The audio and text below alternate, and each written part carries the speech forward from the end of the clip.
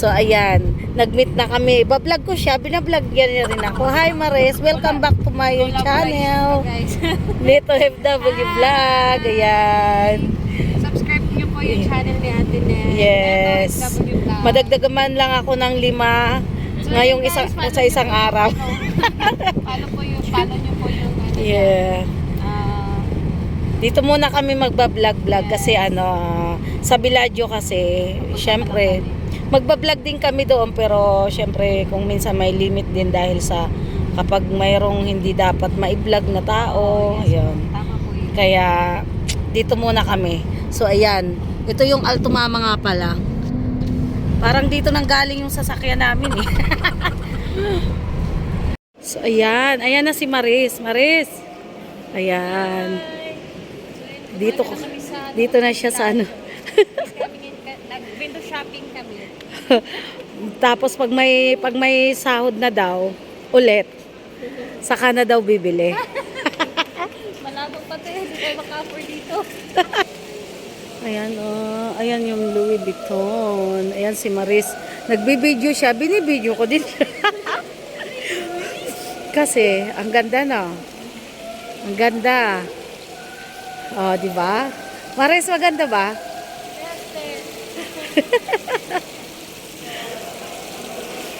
Oh. Mura lang yan. Kaya mo yan. Kaya ng bulsa mo yan. Mayama. Ha? May chlorine? Yung tubig? Maganda yan. Ano yung ate? Ayan. Kayong dalawa din. Ganda daw siya. Oh, naghihintay siya ng guys, naghihintay siya ng pasahero. Oh. Mares.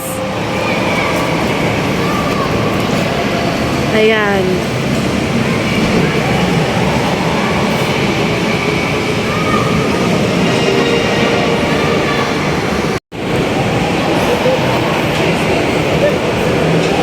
Mares.